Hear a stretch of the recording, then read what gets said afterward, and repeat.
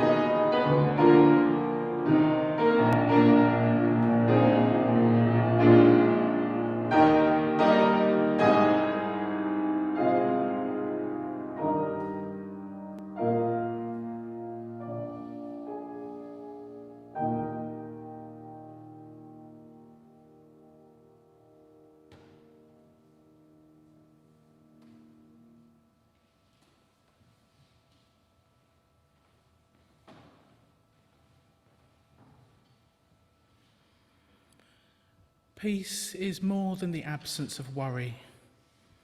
It is the creation of safe havens for all. It is the building of security for everyone. It is the forgiveness of self, as well as one who would harm you. Let us seek contentment. Let us learn peace. Peace is more than the absence of discordance. It is the intent listening to diverse points of view. It is the intentional speaking of all voices, one at a time. It is the tension within silence that welcomes all thoughts. Let us seek harmony. Let us learn peace. Peace is more than the absence of tension. It is studying the hard lesson of letting go. It is breathing through pain into tranquility. It is forming friendship out of enmity. Let us seek serenity. Let us learn peace. Peace is much more than the absence of war.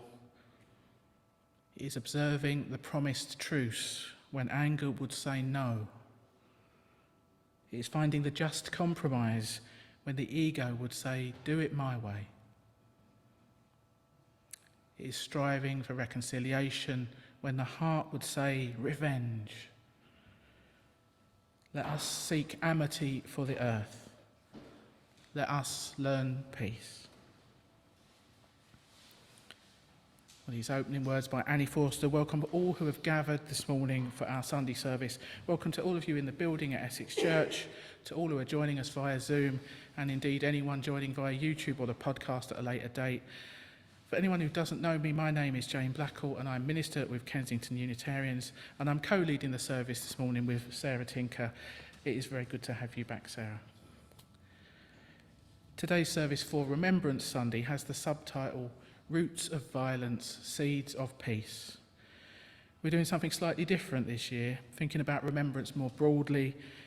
It's not just about looking back to the world wars of the last century, as important as that is to do. This phrase, never again, is often uttered in relation to the horrors of the past. But we're only too painfully aware of the terrible violence and destruction that our world is still plagued with right now. So this morning, in the spirit of remembrance, we'll be considering the roots of violence, realising that it doesn't just spontaneously arise out of nowhere, and also looking at ways in which we might resist helplessness and hopelessness in these troubled times, and instead plant seeds of peace. But before we go any further, let's do what we always do. We're going to light our chalice. It's a moment for us to pause, to breathe, to arrive, perhaps to lay aside any preoccupations we came in carrying. This simple ritual joins us with Unitarians and Unitarian Universalists the world over, and it reminds us of the proudly progressive religious tradition of which this gathering is part.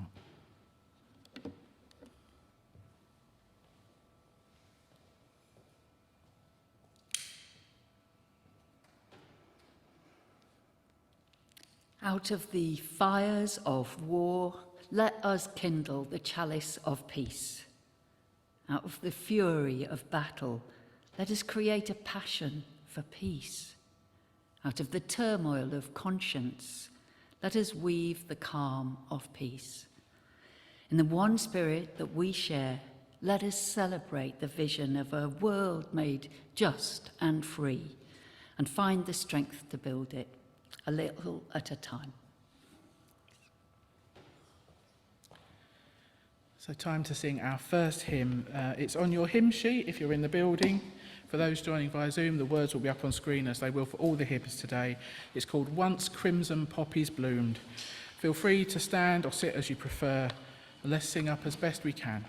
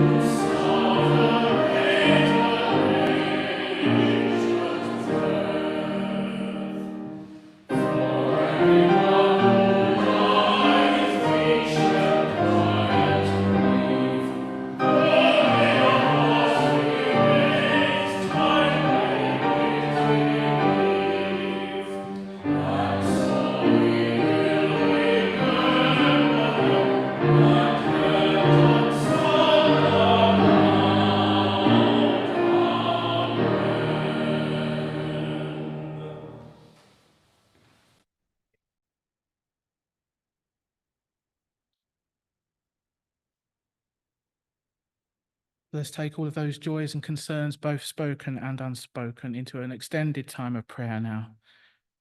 You might want to adjust your position to get more comfortable. You might want to close your eyes. Perhaps there's a posture that helps you to feel more centered and prayerful. Whatever helps you to get into the right state of body and mind for us to pray together now. To be fully present here and now in this sacred time and space we've co-created. Present with ourselves, with each other, and with that which lies within us and beyond us.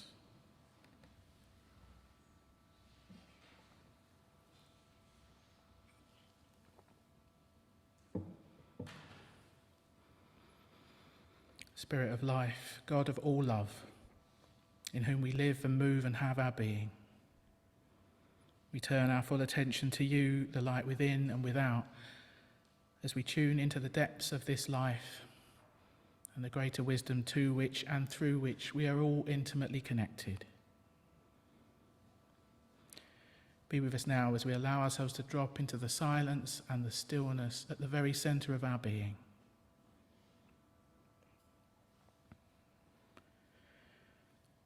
We gather today as people reaching out to connect across human differences, sharing our ongoing commitment to compassion and truth together, despite the tragic evidence of conflict, oppression, and needless suffering worldwide.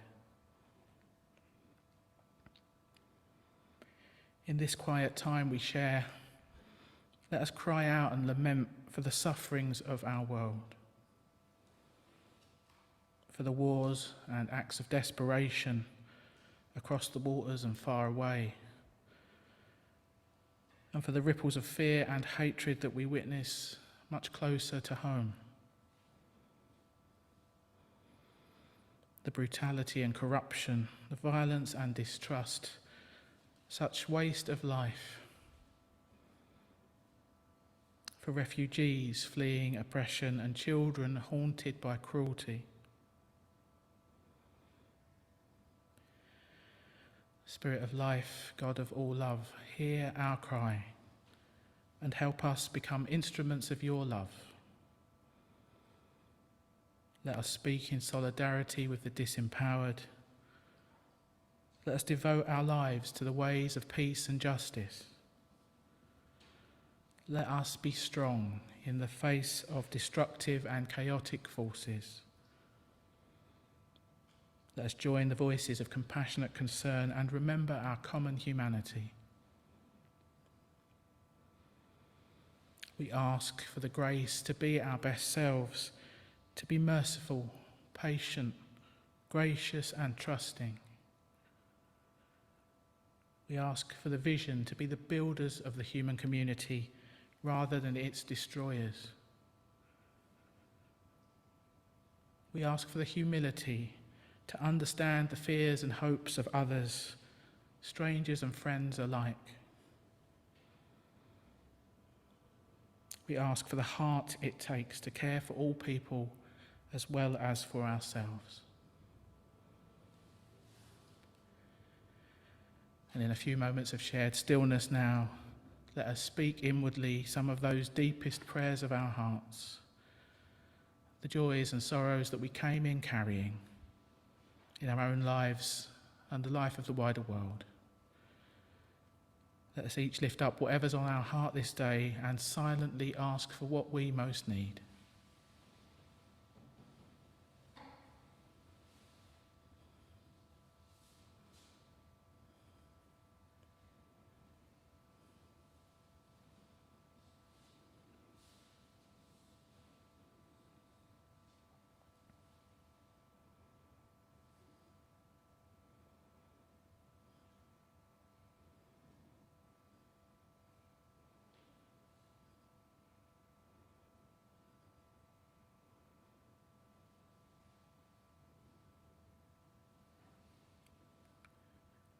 Spirit of life, God of all love, as this time of prayer draws to a close, we offer up our joys and our concerns, our hopes and our fears, our beauty and our brokenness, and we call on you for insight, healing and renewal.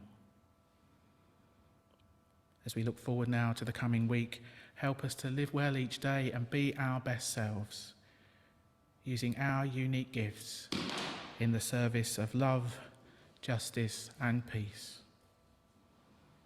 Amen.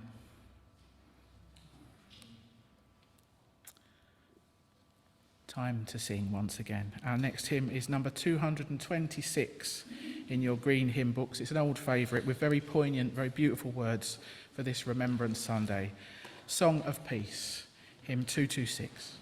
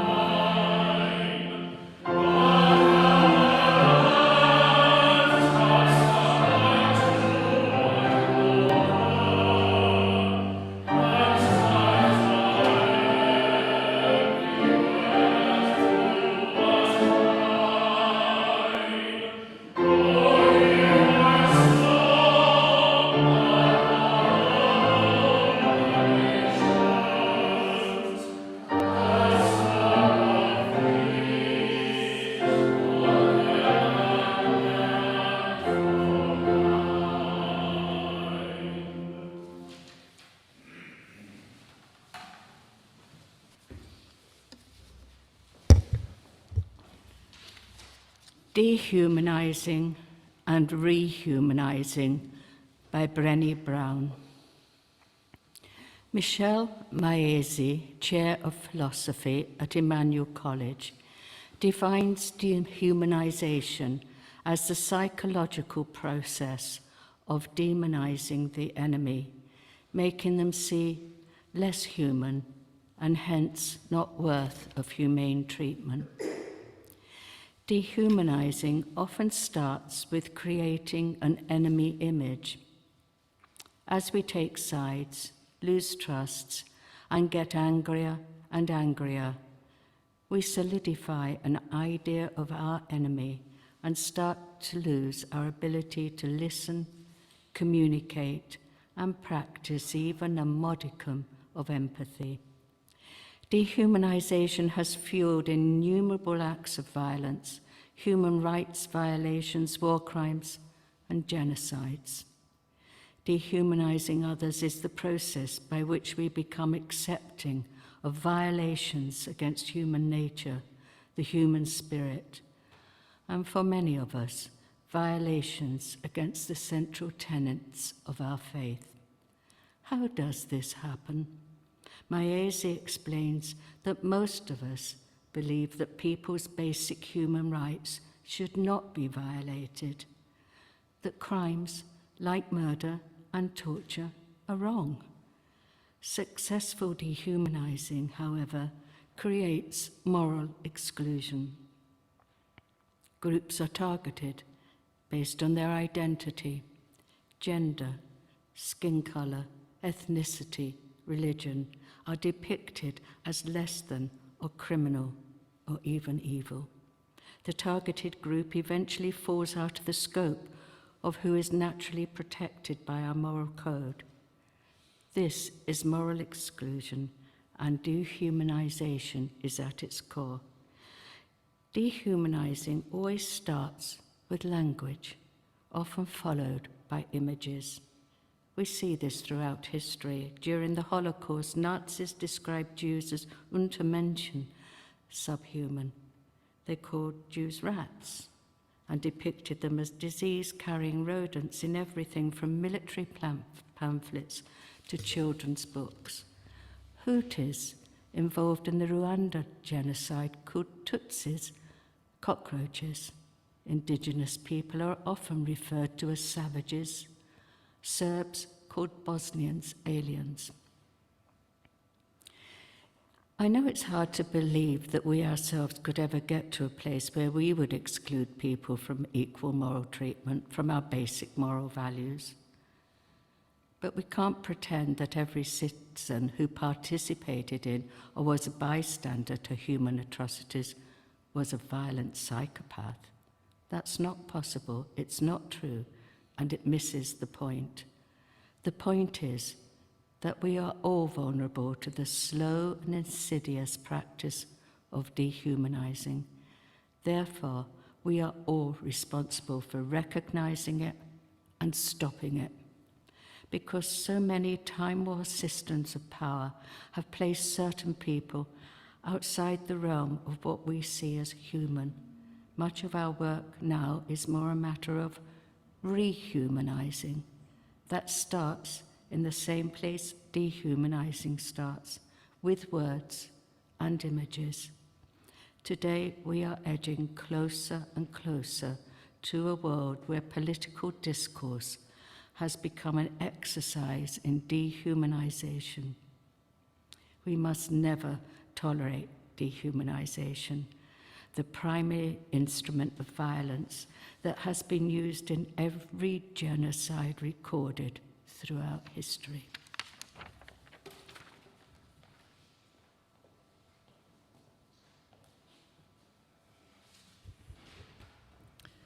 Thank you for that really thought-provoking reading.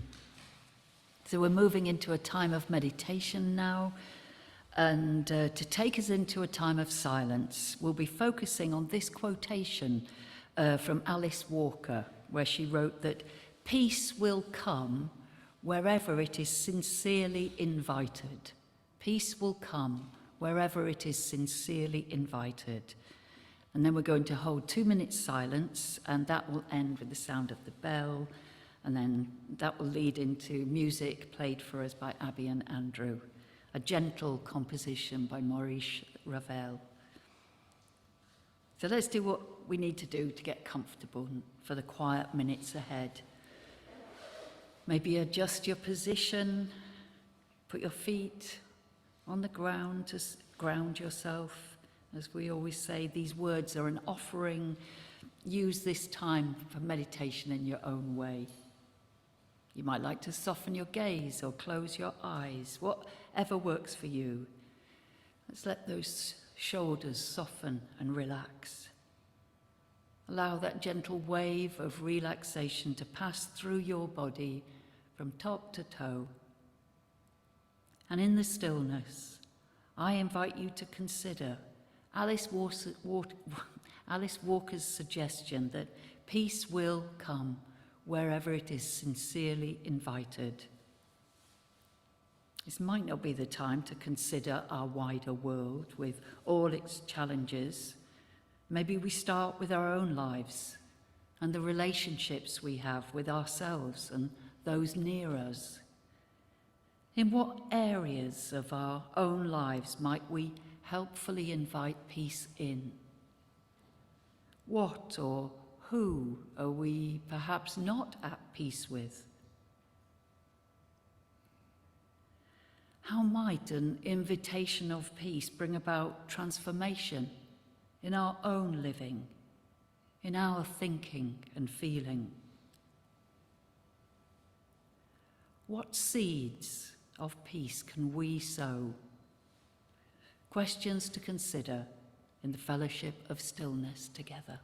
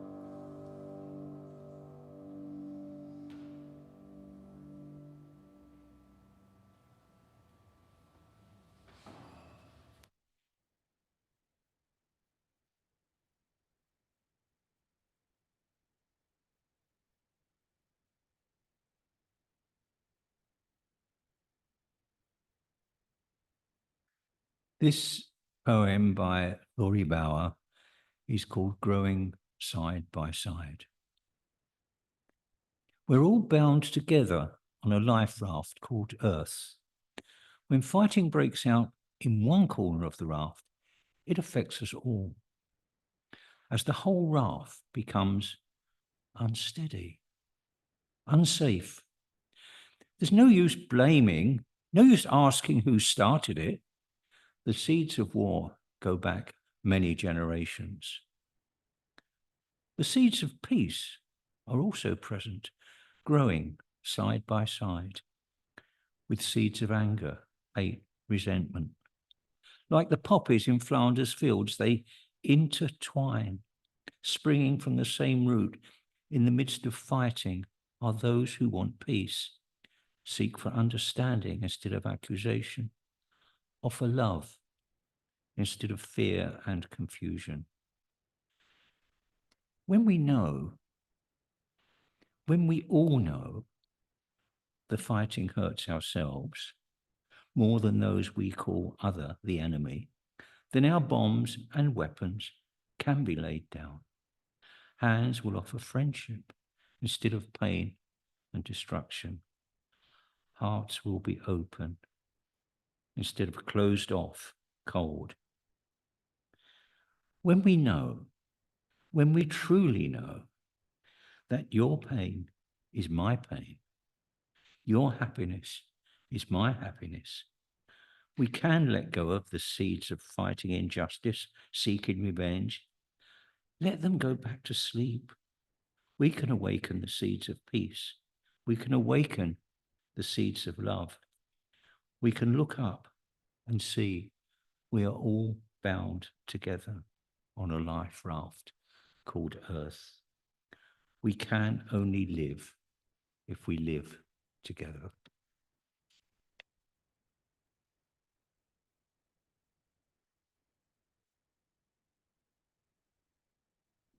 Thank you, David. That image, that image of a life raft called Earth, that just really caught my attention when I first heard it, because it's reminding us what you've just said, that we're in this thing called life together, some 8.2 billion of us, and it's not always easy or comfortable, is it, living alongside one another? Remembrance Sunday is rightly a somber occasion. We recognise, don't we, our need to honour those who've died or suffered in warfare. War touches us all in some way. In this room, we've heard of people whose uncles died, who we know of a person in this congregation whose parent died in the war. Someone's friend died in warfare. Yet wars, they're not just past memories. They're a reality now around us in our world. And I don't know about you, but Remembrance Sunday for me this year seems especially relevant. We're particularly concerned, some of us, at the growing strength of and support for right-wing political regimes with agendas and worldviews so very different from our own. And those views are likely to increase fear and discord in people's lives. Back in 2011, a Canadian psychologist and thinker, Steven Pinker, wrote a book called The Better Angels of Our Nature, A History of Violence and Humanity. In this book, he described our era as less violent, less cruel, and more peaceful than any previous period of human history. Now, I don't know about you, but that isn't how I describe life today, though I think if Pinker was here with us, he's a fine speaker. I fear he might win the discussion with me.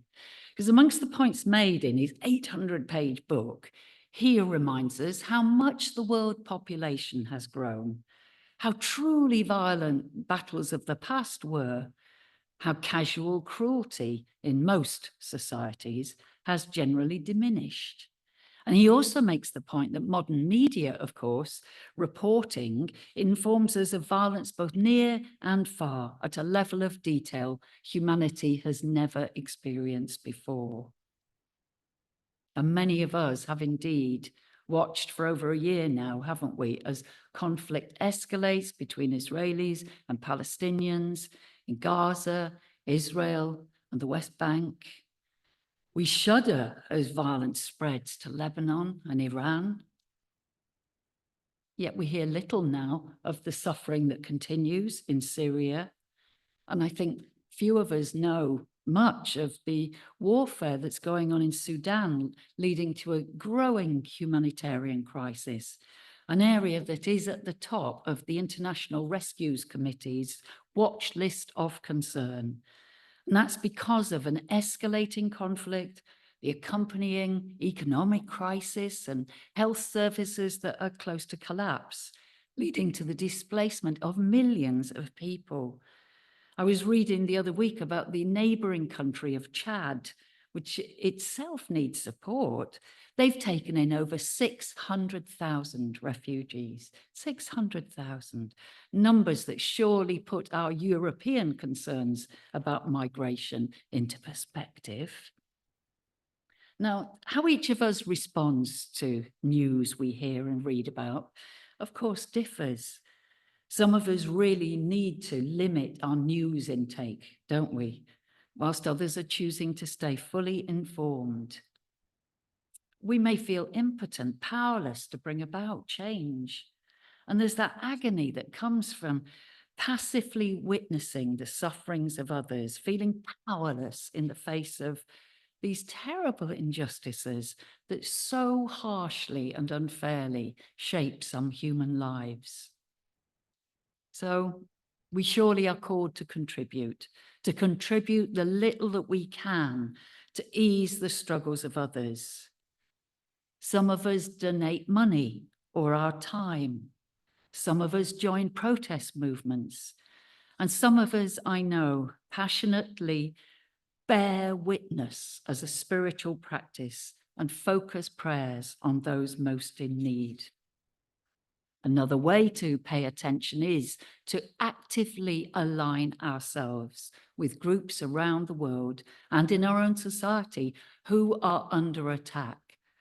Women, transgender people, those with disabilities, strangers, foreigners, those who might be seen as the other, not one of us. We're going to be holding a collection, by the way, at the end of the service today for anybody here in person for the Red Cross campaign to save people in Gaza and Lebanon. And we'll let you know how we get on with that collection. There are also 2 awareness-raising days happening in November that align with our Unitarian values. The 25th of November each year is designated by the United Nations Assembly as the International Day for the Elimination of Violence Against Women. Its slogan is, "Let's build a world that refuses to tolerate violence against women anywhere, in any form, once and for all." When women in the United States fear their reproductive rights might be further diminished, when women in Afghanistan are to be banned from speaking outside their homes, when police chiefs here in England and Wales describe an epidemic of violence against women and girls as a national emergency, with their estimate of 2 million women as victims of male violence annually. That's 1 in 12 of us women. In such times, our voices of concern have got to be loud and clear. Then the 20th of November is Transgender Day of Remembrance. That's an annual observance that commemorates the lives of transgender, non-binary, and gender non-conforming people who are targeted and killed for living authentically as themselves. In the reading earlier, Brené Brown described how marginalized groups in society are viewed as other. Being excluded and scorned can lead to a shared way of thinking that holds them as less than, objects of distrust and disgust.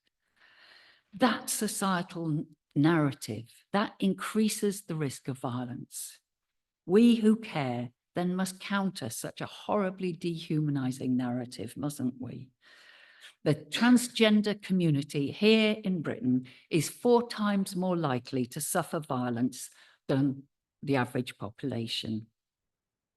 Now, I know this is only a small step in towards righting such wrongs, but I am proud that in 2022, our Unitarian and Free Christian General Assembly passed a resolution affirming transgender people's rights and supporting a self-declaration model for gender recognition.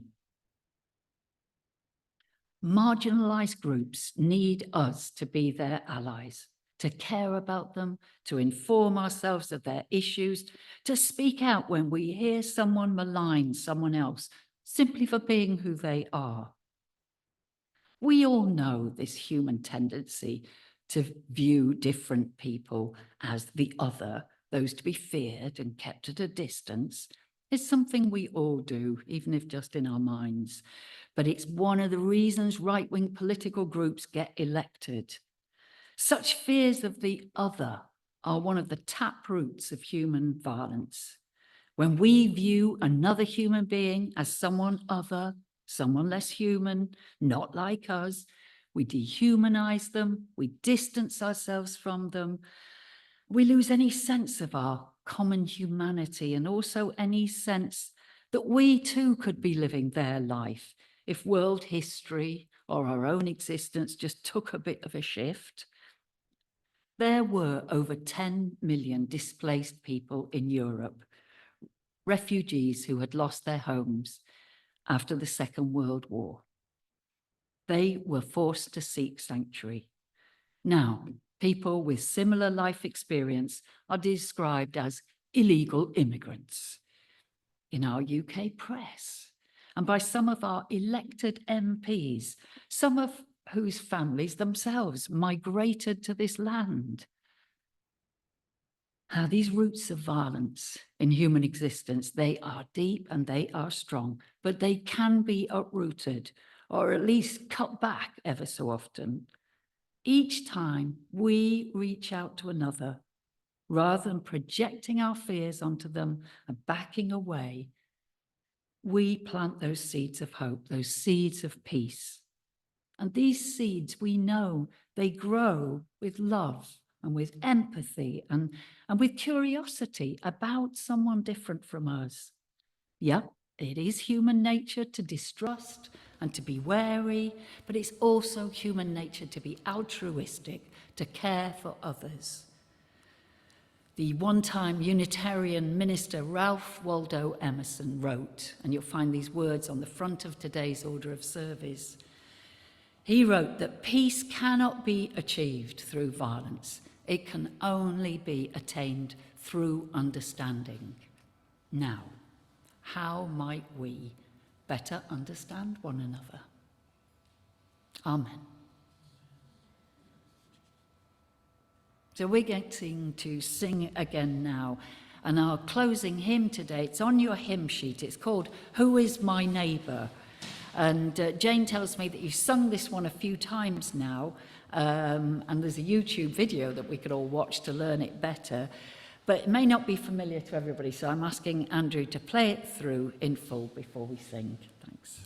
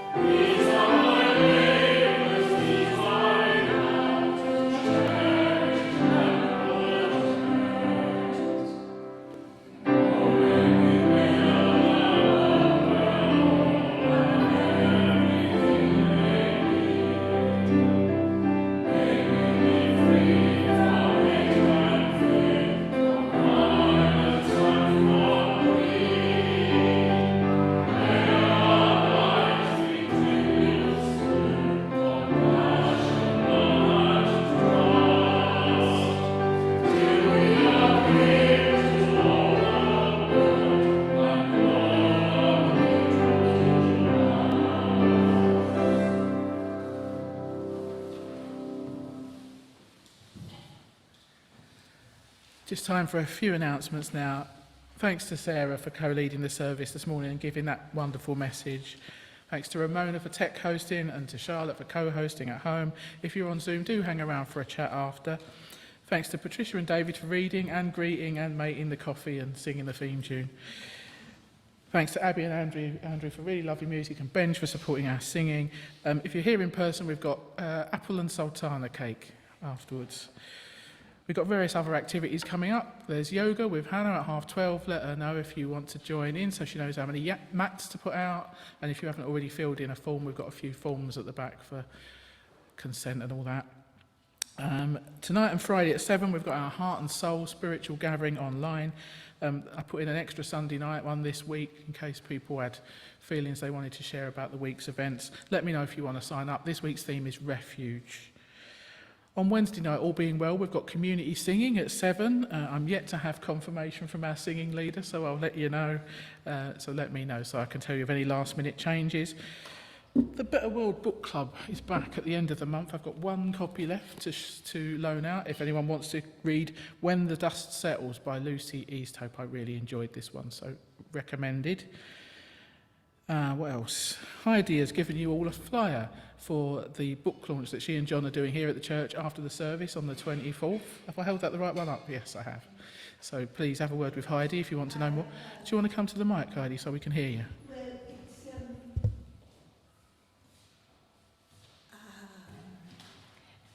yes, this book is called Affinities. It's John's poems and some of my paintings. It is a book launch and it will be a charity event. All proceeds will go to the local food bank, and there'll be readings from the book and light refreshments. And I hope many of you can make it. Thanks, Heidi. Next week's service will be on the theme of light relief, about the importance of staying in touch with joy even when the news seems relentlessly awful, in order to keep up morale, keep going, have strength for the fight.